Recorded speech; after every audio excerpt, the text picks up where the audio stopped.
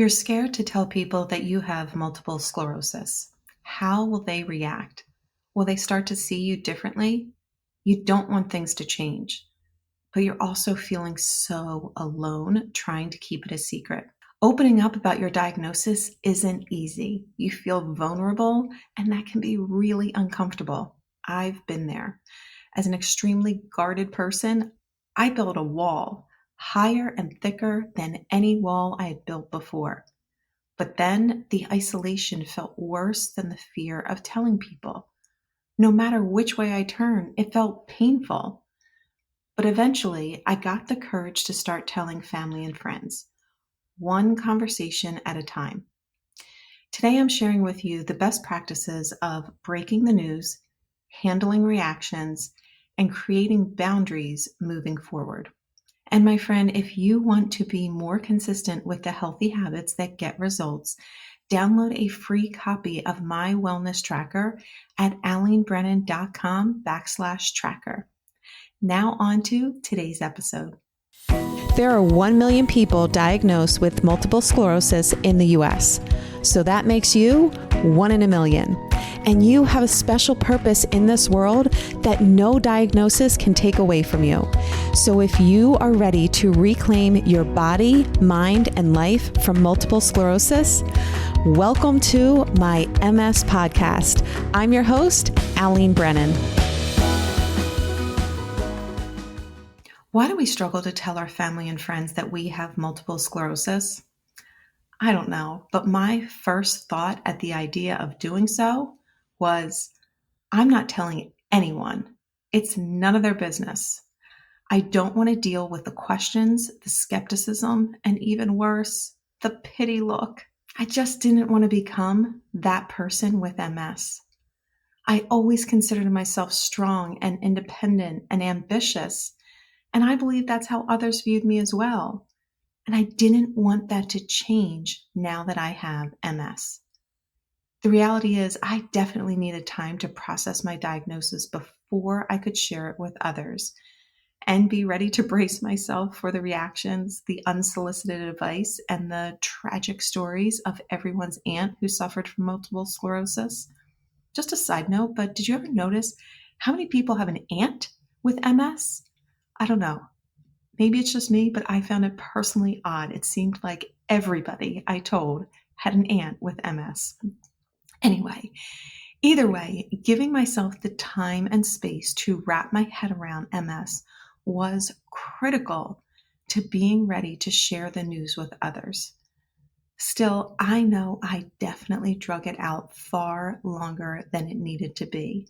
I am not a procrastinator, but in this case, I drug my feet. And it was all based in fear. Honestly, it made the in-between time so much more painful than it needed to be. Can you relate? Are you in this right now? Or maybe this conversation is bringing back the memories of when you were first diagnosed. Trust me, you are not alone. This is something that so many of us living with MS struggle with. That's why we're talking about it today. I was silent for months, almost a year actually. I hid behind the grief of losing my mom for the first year of my diagnosis. In a way, it made it easier. My mom just died. Nobody expected me to act normal. But the truth was, I was struggling with MS just as much as losing my mom. And the silence of not telling the people closest to me only made me feel worse. I felt so lonely. It literally felt like a shadow or a dark cloud was constantly following me around every step I took. I actually started to get resentful. I felt like I didn't do anything to cause this disease. Why do I have to feel ashamed to tell people? I have MS. So what? When the pain of isolation outweighed the risk of telling people, I finally got the courage to do it. I started small, like really small. My 3 closest girlfriends. I picked the people that I felt safest with. It just made it easier for me to have this first conversation. We already had brunch plans on our calendar, so I decided I would tell them then. I liked the idea of telling them in person. I didn't love the idea that it was in a public restaurant, but I wasn't going to let myself change my mind over such a minor detail. It was on my mind the entire time we met and we were starting to catch up. I thought, when do I say it? Do I just get it out there now? Do I just blurt it out? Do I wait until after we order? Maybe I say it when we're walking out, so we're outside. Do you play these kind of games too? We torture ourselves. Anyway, this particular group of friends are pretty loud and chatty, if I can say so. So I knew that I just had to get it out there. I couldn't wait for that opening in the conversation because that just doesn't happen with this group. I didn't want to be interrupted by the server, so once we placed our order, I just jumped right into it. I don't remember exactly what I said, but I'm pretty sure I just said it. I said, I have something I want to tell you. I was diagnosed with MS. Actually, I was diagnosed a year ago, but I've just been trying to wrap my head around it myself, and I wanted to tell you now. I can't say that I really feel any different now than I did just before my diagnosis, but it definitely has explained a lot of the symptoms that I've had over the past couple of years that were just unexplained and seemed random.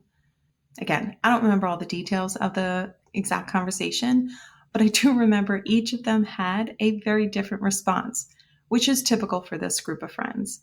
One kind of acted like it was no big deal, like, okay, now what do we want to talk about?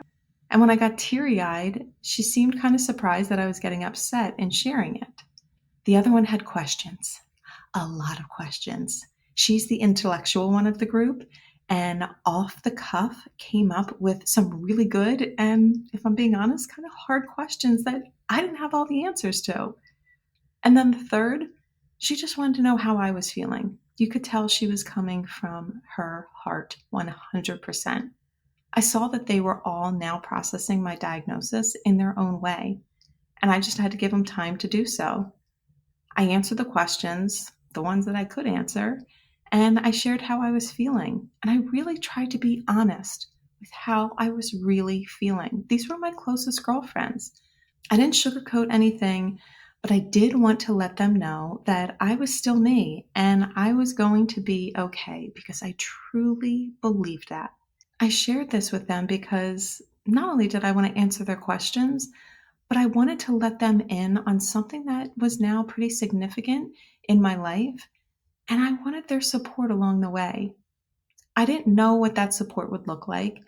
It could mean meeting up for a glass of wine so I could get my worries off my mind, or it could be me asking their understanding if I wasn't able to show up like my normal self for future plans. And what happened next surprised me. We just got right back to normal conversation. I didn't know how I felt about that. At first, I was kind of offended because I thought, how are we just moving on right after I told you something that was so life changing for me? But then I realized that's also exactly how I wanted things to be. I didn't want things to change. And this was a clear sign that they didn't.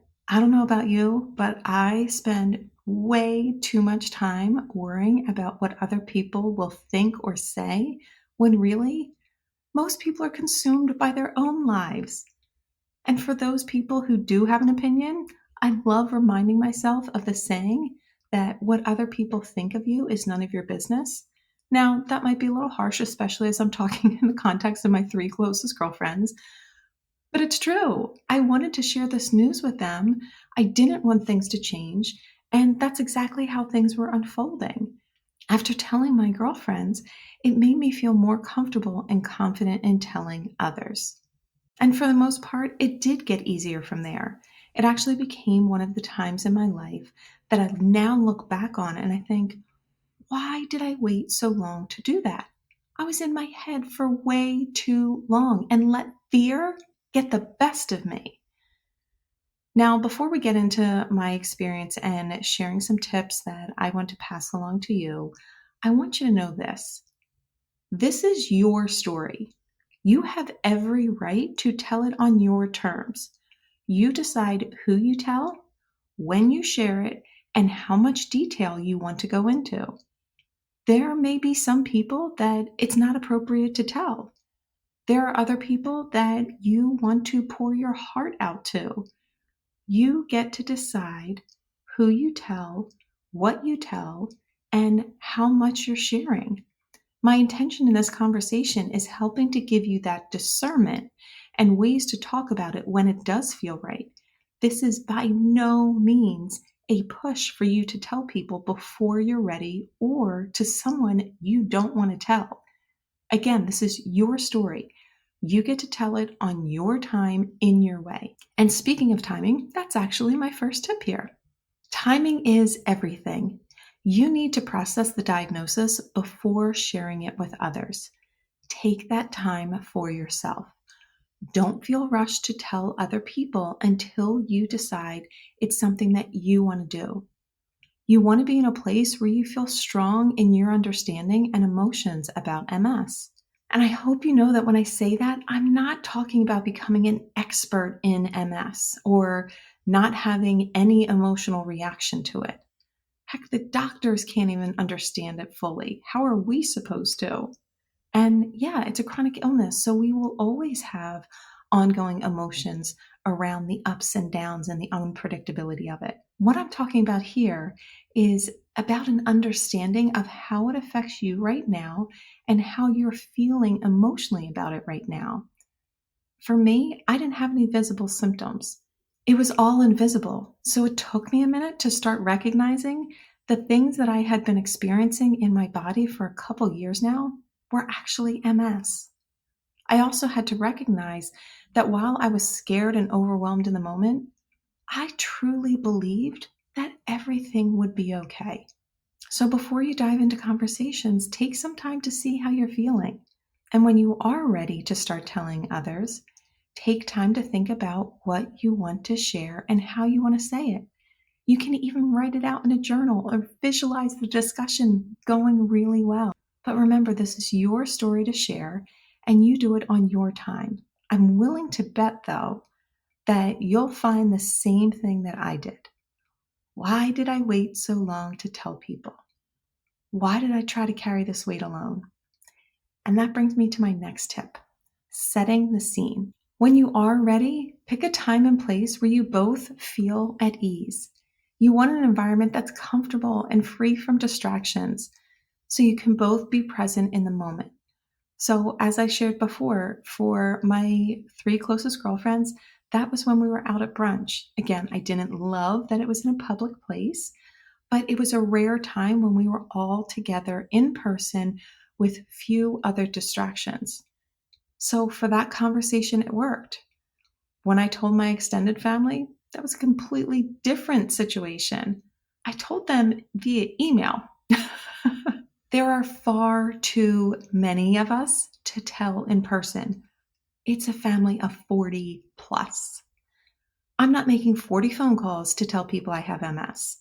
I also didn't want a phone chain going around in a way that I could no longer control the message. I wanted everyone to hear the same message and hear it directly from me. So I literally wrote an email. And I can't believe it, but I actually was able to dig it out so I could read it with you today. This is an email that I sent back in November of 2017. So it was right before Thanksgiving. And this is exactly what I sent to them. Hi, family.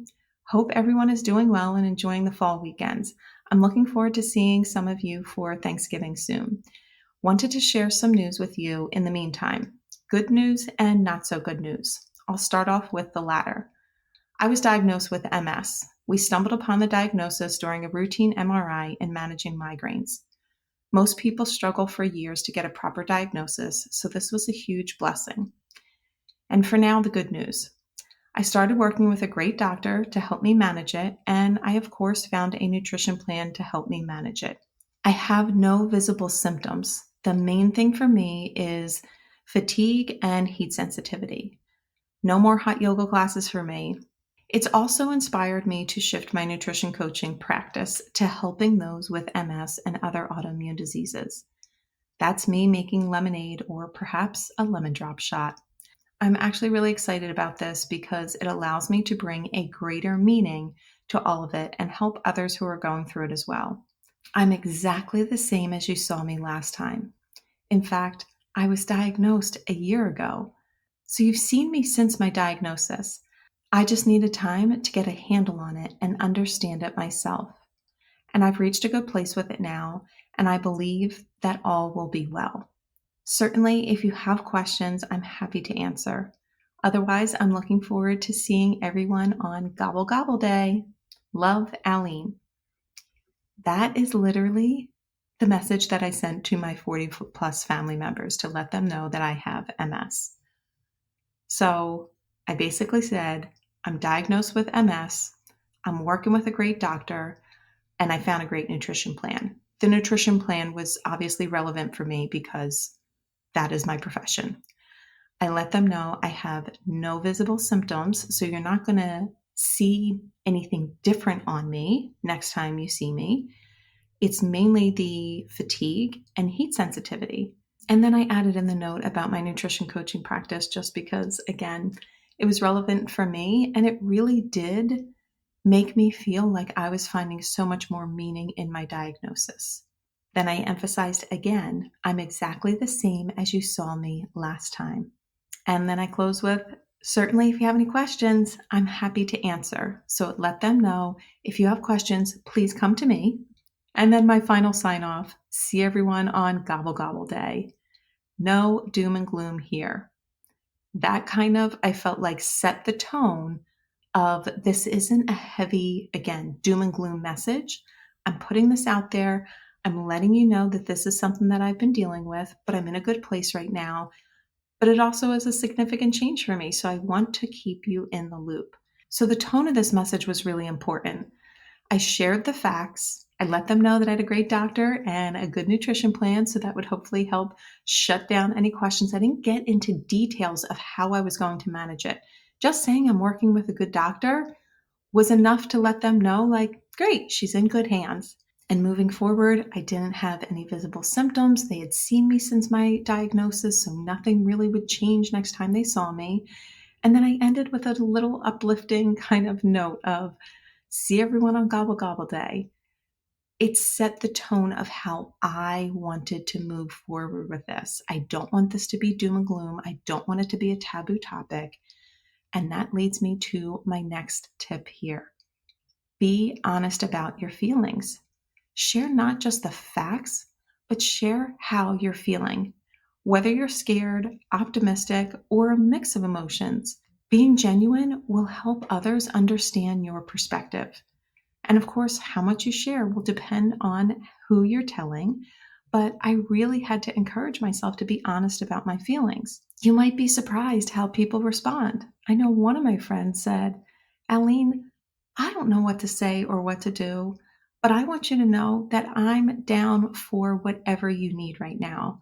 I will sit on the couch and eat a pint of ice cream with you as we watch girly movies if that's what you need. I will go out for drinks with you, or I will talk on the phone with you every single night if that's what you need. Now, I'm well aware she is a gem of a friend, but here's the irony of it. That is a dream response, and my thought was still, thanks so much, but I'm fine. I still was so guarded. My friends, if you're like me, you need to be reminded it's okay to let people into your world and to feel a little vulnerable with them.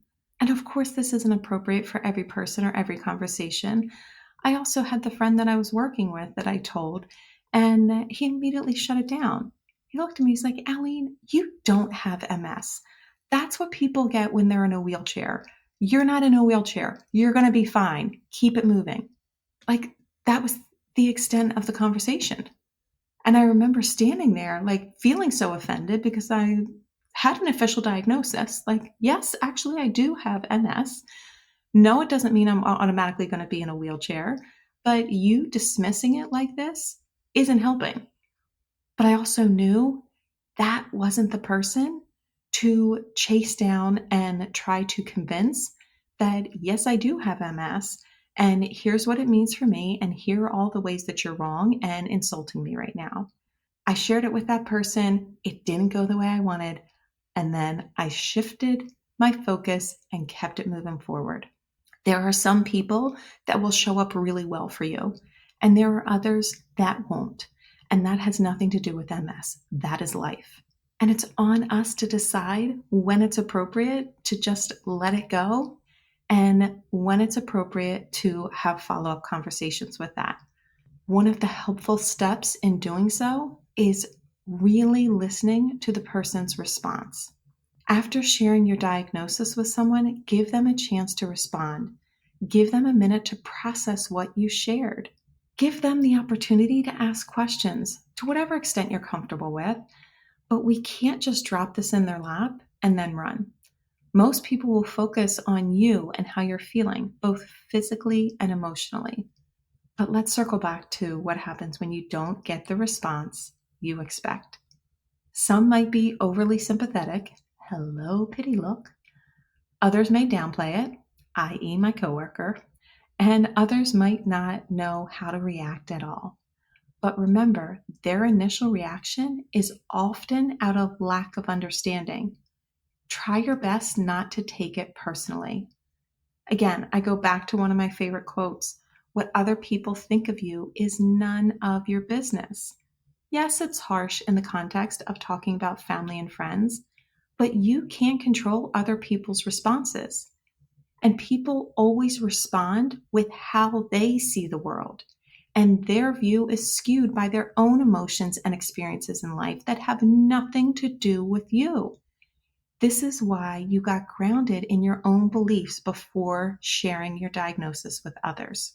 Depending upon who you're telling, you might want to have some basic facts ready about MS to share with them, but it can also be helpful to give them a resource to get more information. Maybe this podcast is one of those resources to help them better understand your world with MS. Now let's talk about setting some boundaries. You can let them know that you don't want this to be a taboo topic, but you don't want to make it a big deal either.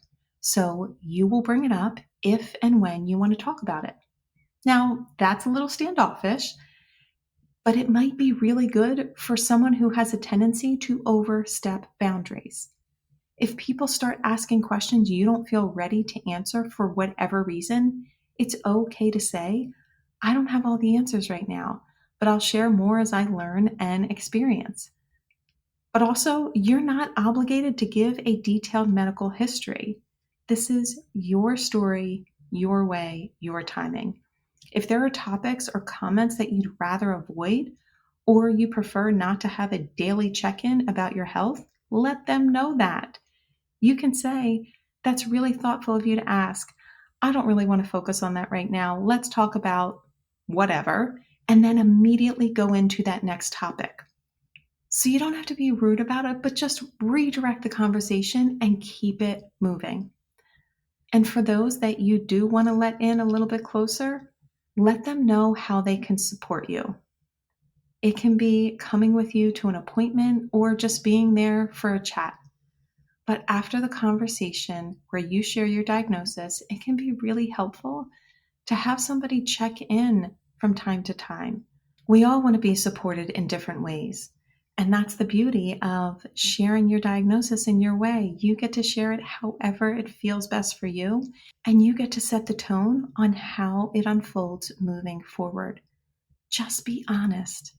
Share it with the people that mean the most to you.